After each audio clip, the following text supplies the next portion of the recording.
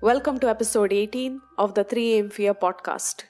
Annabelle is noted as one of the biggest doll figures not only in the movie industry but also in real life. Yes, you heard it right. Annabelle was in fact based on a true story. The real Annabelle does not look the same as in the movie. The movie version of Annabelle was created in a scarier sense, to bring in some horror, while the real Annabelle is a Raggedy Ann doll. I honestly find the real one equally scary. I think that the very fact that the doll is haunted is enough to scare anyone. The movie Annabelle doesn't resemble the real life story. In the movie, the doll is owned by a young couple given to the woman for her doll collection. As the woman nears her pregnancy due date, a pair of satanic cults break in, stab the pregnant woman in the belly, and end up dead in their home.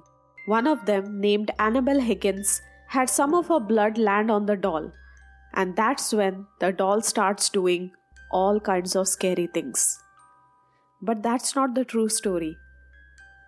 Here is the true story of Annabelle.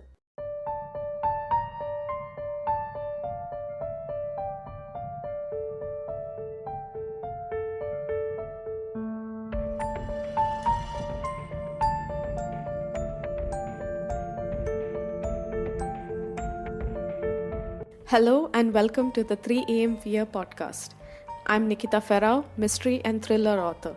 On this podcast, I talk about real crimes and real people. Due to the graphic nature of some of this content, listener discretion is advised. You can find the episode show notes on my website 3amfear.com. Let's get started.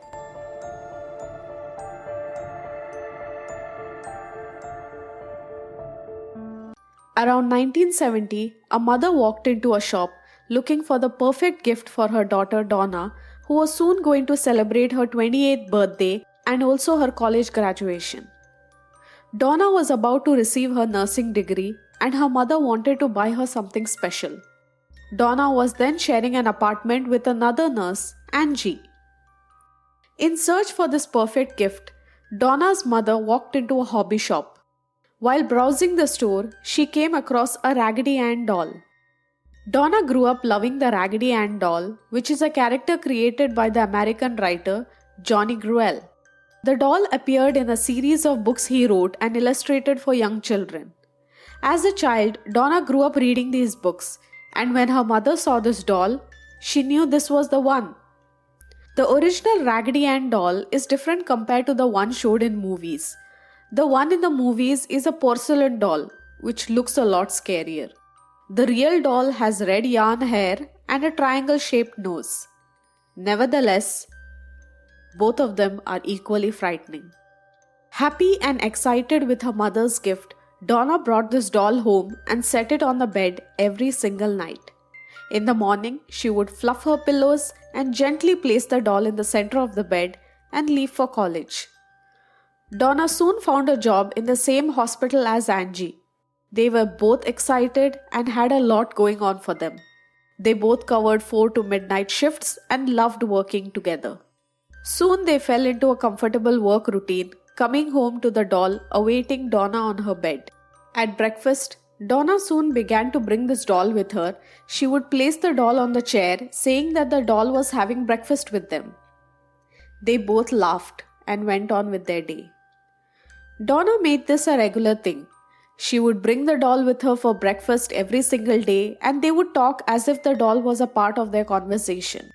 One fine day, as they were laughing and talking, the doll lifted her arms and placed them on the table.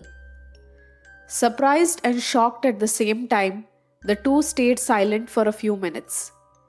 Angie broke the silence and joked that they should hold a séance with the doll, but they didn't. The two decided to keep an eye on the doll just to see if something happens. Day after day, Donna would leave this doll on the living room couch and go to work. And when coming back, she would greet the doll as if the doll was waiting for them.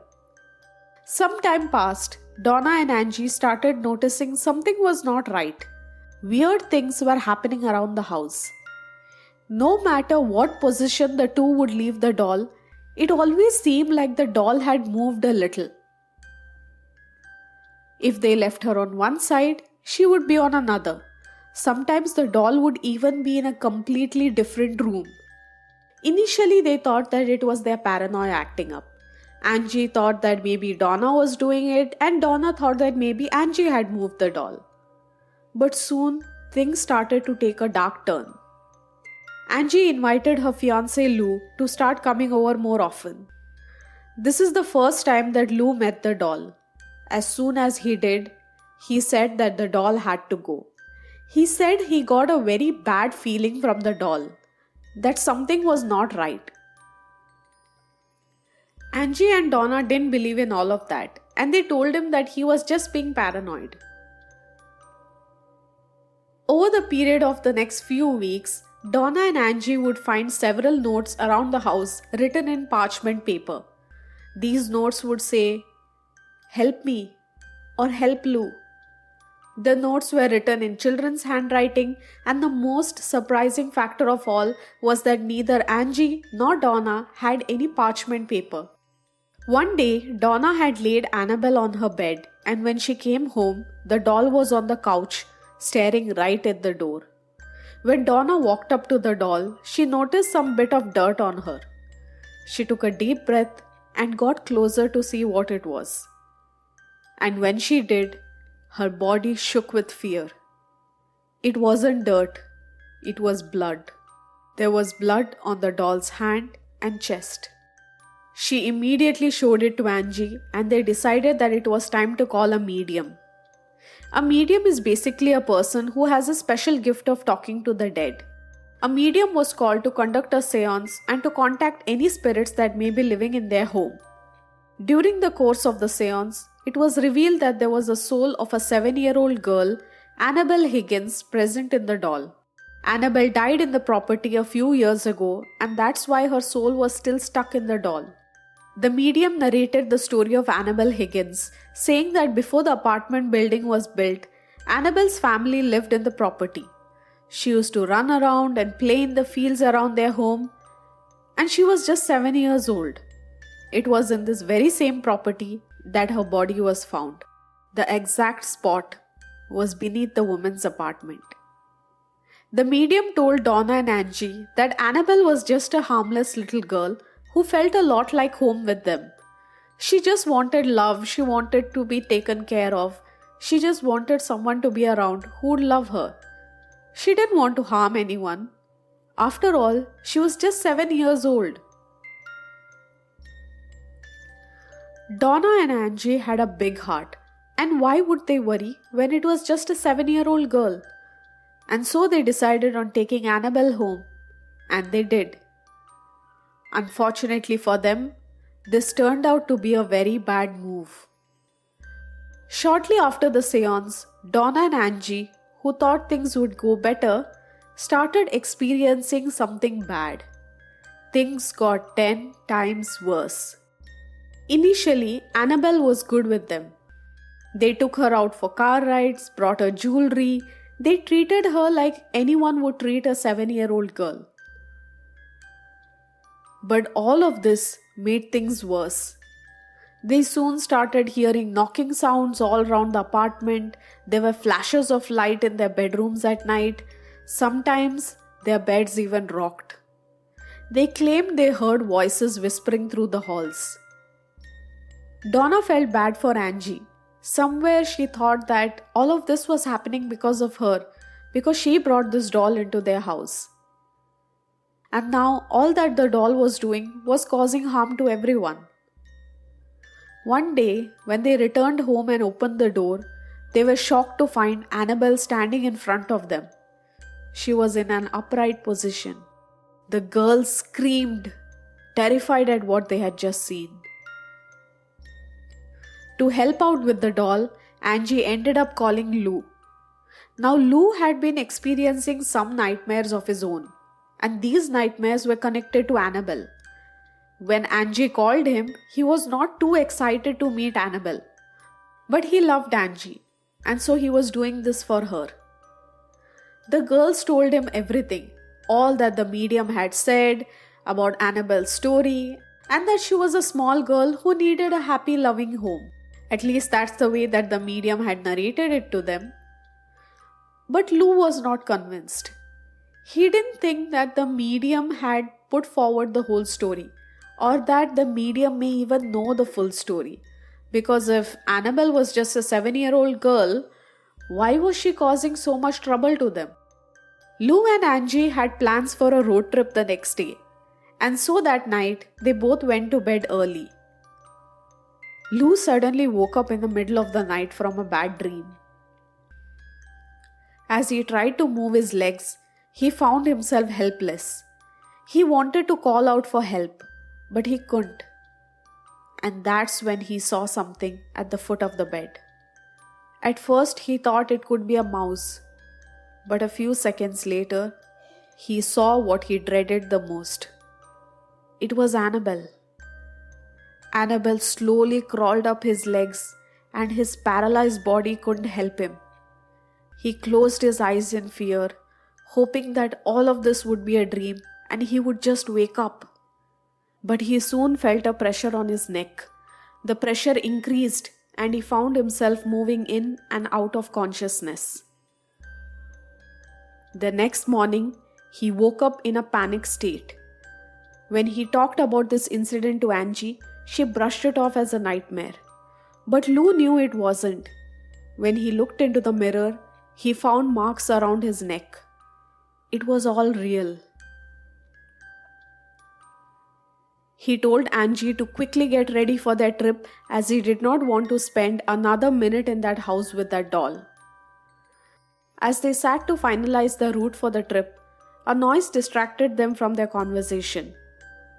The noise was coming from Donna's room. Lou initially thought that someone had broken into the house, and so he slowly crept up to the room and listened.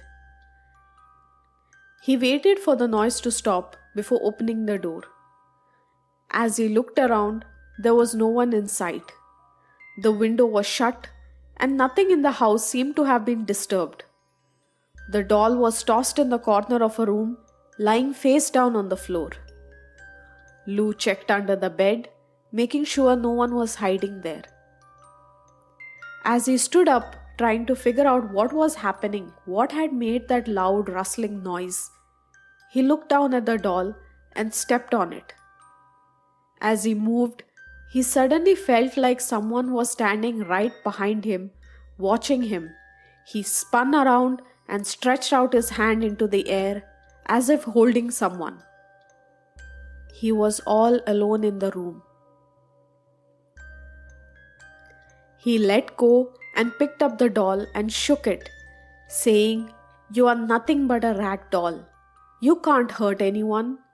He then tossed the doll in the corner. Angie and Donna had heard all of this, and they came running from the living room to see what was happening. Suddenly, Lou felt a sharp pain on his chest, and his skin felt like it was on fire. The pain got intense as he bent over, grabbing his chest. Angie got scared and ran over to him to see what was happening.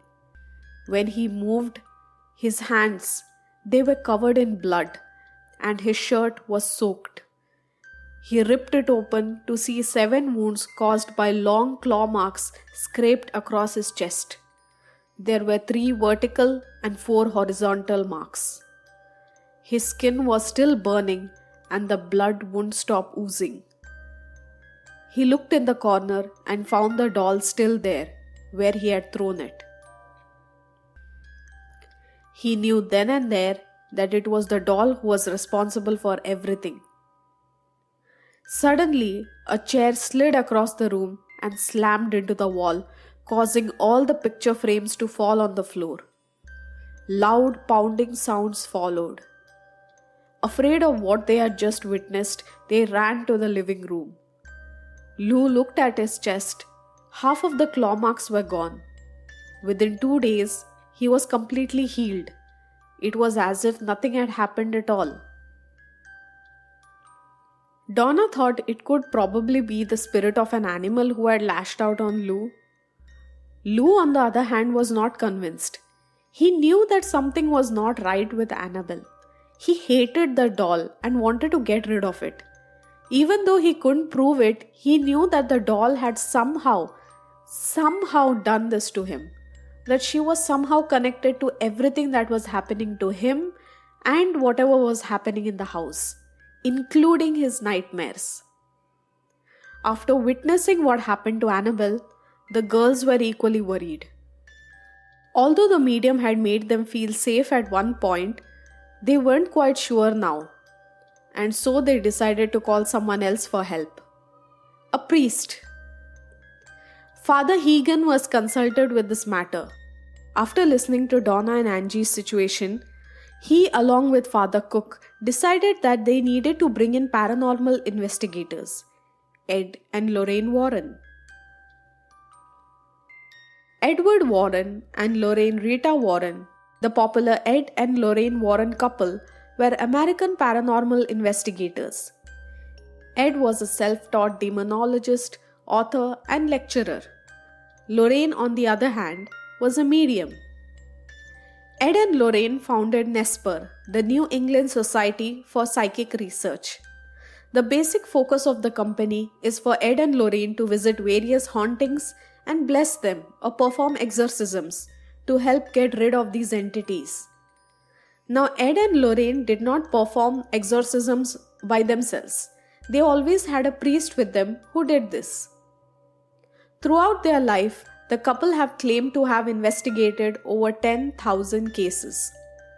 When Ed and Lorraine were informed about the Annabelle situation, they took an immediate interest and wanted to meet Angie, Lou, and Donna. After meeting with them, Ed and Lorraine told them that they had been misled by the medium and that the entity that was present inside the doll was not that of a small girl, but rather a demonic entity. They further added that the evil entity could not just attach itself to an object, such as a doll in this matter. The entity could not attach itself to anything other than a human being. They said that the entity's ultimate goal was always to possess a person, and that this entity was just posing as a little girl so that Angie and Donna would happily accept her into this house. Now, Angie and Donna agreed to whatever they were saying, because if they knew that this was not a 7-year-old girl, why would they accept Annabelle into their house? The Warrens believed that there was actually a demonic force in search of a human host within Annabelle, and not a benevolent soul. The Warrens' account of the case states, quote, "Spirits do not possess inanimate objects like houses or toys. They possess people. An inhuman spirit can attach itself to a place or object, and that is what occurred in Annabelle's case. This spirit manipulated the doll and created the illusion of it being alive in order to get recognition. Truly, the spirit was not looking to stay attached to the doll. It was looking to possess a human host." End quote. Ed and Lorraine then went on to explain the specific signs of demonic possession, which included teleportation, materialization, and marking of the beast. For now, the entity was in its infestation stage, and it had attached itself to a doll. It had teleported around the apartment, created chaos, and in this way told Angie and Donna that it was present. The parchment paper had childlike handwriting only to conceal the fact that this was not a child. In fact, the entity had even led the medium to believe that this was in fact a child, Annabelle Higgins, and not some demonic entity. As the demonic entity had hoped, when Donna and Angie found out that Annabelle was just a small child looking for love, they happily invited her into their home. Now all that the entity had to do was find a host and move into their body. Lucky for the two, the entity had never found their host. Although it did try to harm Lou at some point, so maybe Lou was the intended target.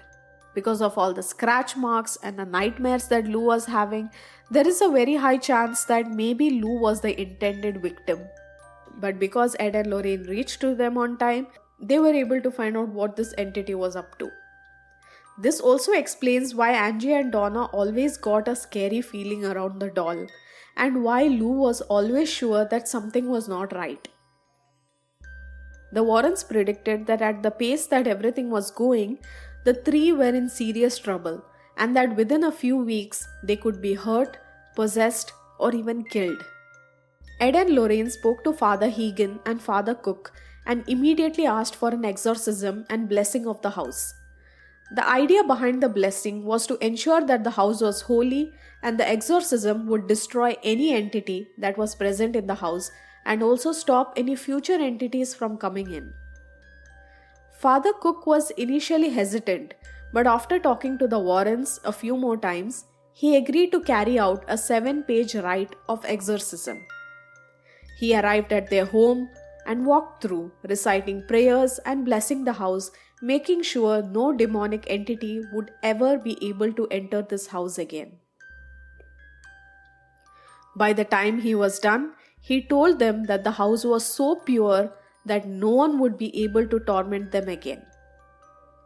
But Angie and Donna were not quite convinced. They had already witnessed the darker side of Annabelle and they could not bear to live in a house with her right there. Even if they had managed to get rid of this entity, they didn't want to look at Annabelle again. They were scared. Ed and Lorraine agreed to take this doll with him so that they could be at peace, and at the same time, Ed and Lorraine loved collecting these kind of items. So it was a win-win for both of them. Throughout their car ride, they were both very careful while driving because they knew that this Raggedy Ann doll could not be trusted.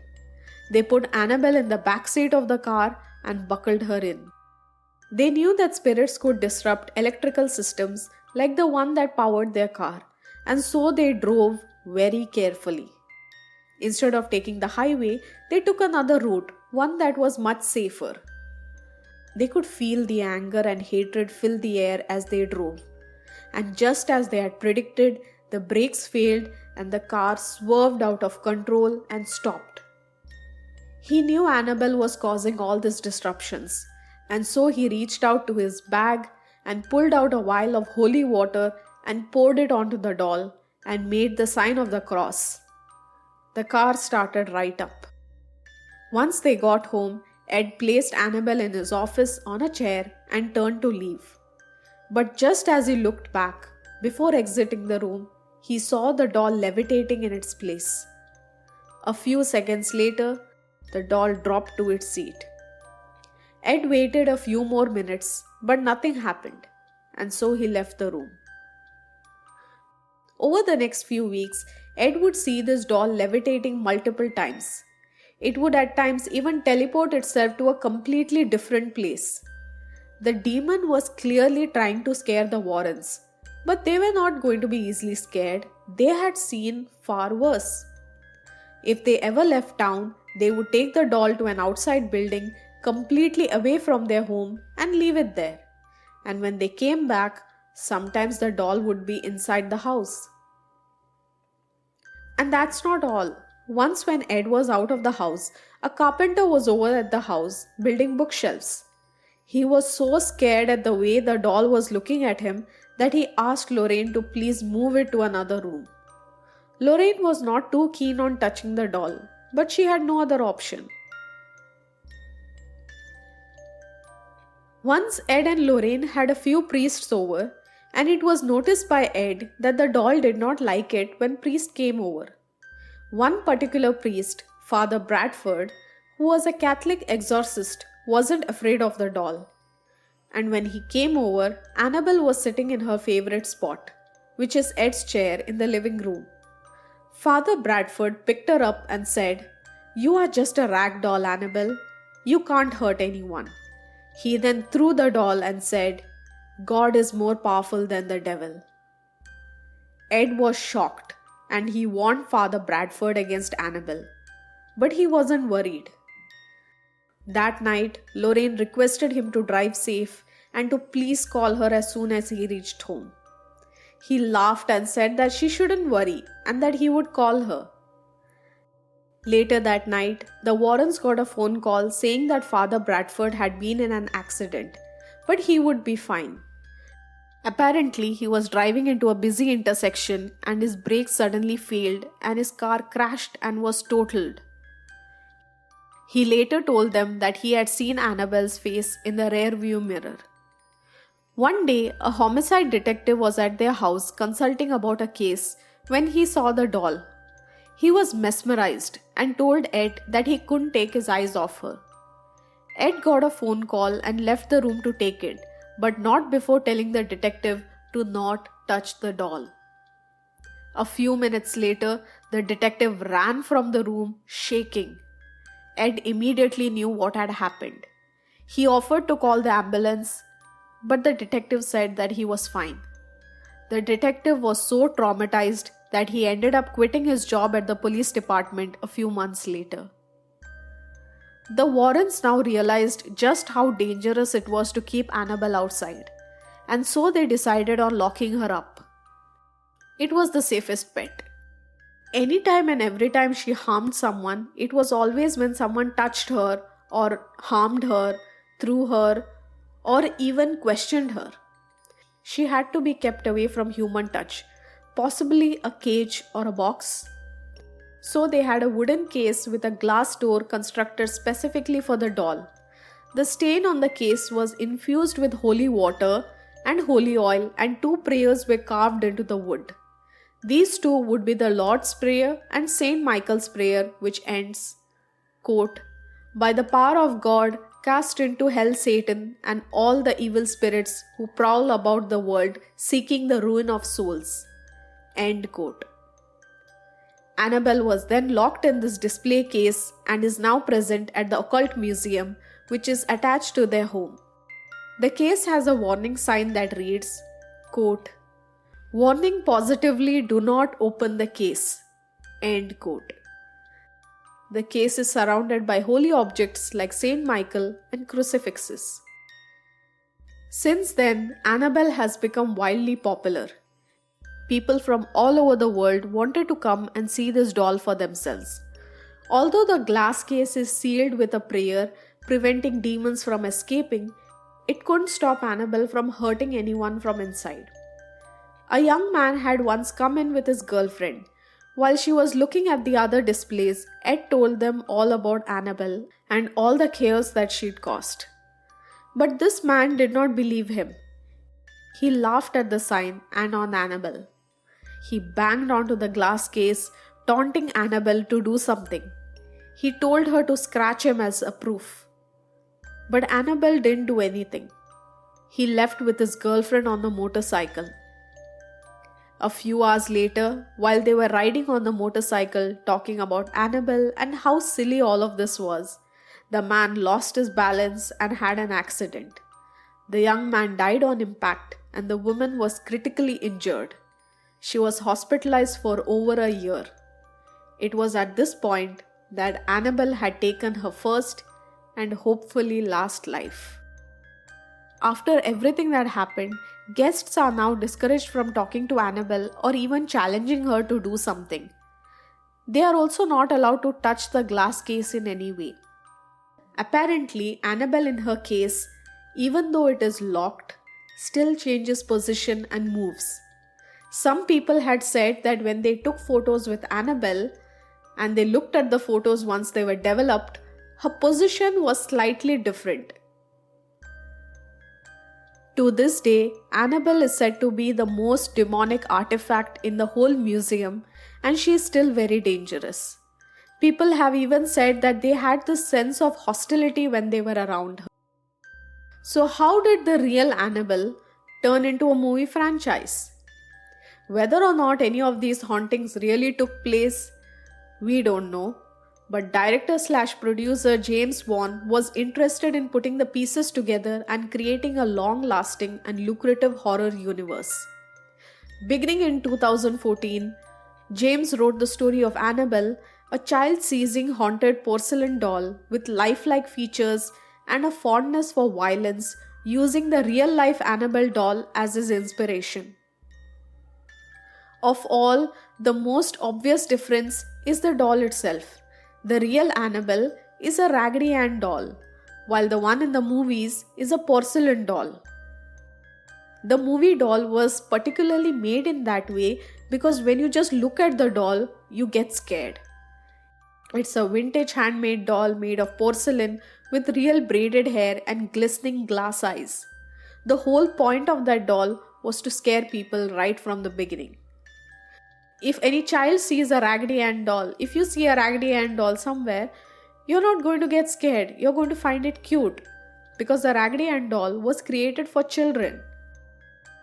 The physical features of Annabelle were amped up to create a scary image of the real-life cute little children's doll. Also in the movie, rather than terrorizing a pair of roommates and one boyfriend, the movie Annabelle moves from home to home, attacking families, killing children, creating chaos, and so much more. The real Annabelle was only responsible for one death, but the movie one had a lot more deaths under its belt. Ed and Lorraine have both passed away, but before Ed did, he passed on all of his knowledge to his daughter Judy and her husband Tony Spera. Tony is now in charge of carrying out Ed's work and also acts as a demonologist. He is also entrusted with caring for several occult artifacts that Ed had collected over his life. When asked if the doll is really dangerous, Tony said, quote, "Yes. Is it the most dangerous object in the museum? Yes." End quote. But despite such claims, the Warrens have a complicated relationship with the truth. Some believe that what the Warrens claim is true, the doll is haunted, all the places that they have visited are haunted, the artifacts that they have collected over the years are haunted, while some don't believe in that. Some believe that maybe it's not true. An investigation conducted by the New England Skeptical Society proved that the artifacts in the Warrens Occult Museum were mostly fraudulent, citing doctored photos and exaggerated storytelling. I'm going to do the next episode on the real story behind the Conjuring movie. So if you see there, you will understand that not everything what the Warrens say is the truth. I don't want to put all of that in here. There is a lot and we will cover that when we come to the Conjuring story. There have been a lot of talks over the year on whether the Warrens have actually collected haunted things or whether the Warrens have actually found ghosts and hauntings and have gotten rid of them. So these questions are still there. For anyone who's unsure if Annabelle is really dangerous, Tony just says, "It's like playing Russian roulette.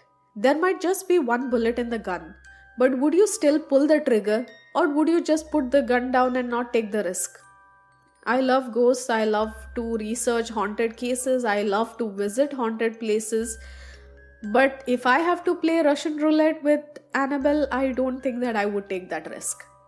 So as Tony says, you never know. Maybe Annabelle is real, maybe Annabelle isn't. But would you want to take the risk? Would you like to take the risk of going there and finding out if Annabelle is real? I would like to know from you guys, what do you think? So let me know, what do you guys think? Do you think Annabelle is real?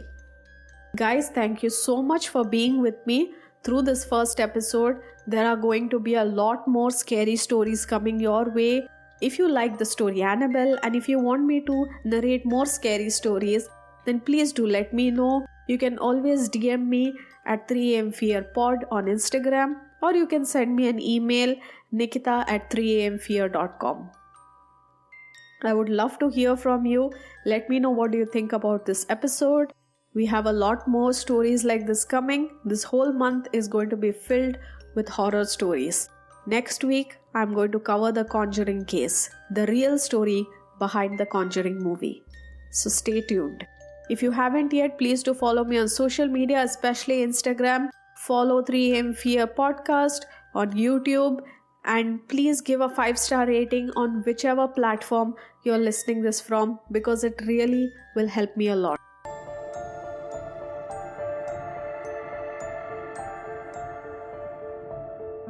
That's it for the day. Thank you so much for being here. Don't forget to follow me on social media, especially Instagram. The links are in my description box. You can also find the episode show notes on my website 3amfear.com. If you love reading thrillers, you can now check out my free ebook available on my website. Once again, thank you so much for being here today and see you next week. Have a great week and stay safe out there.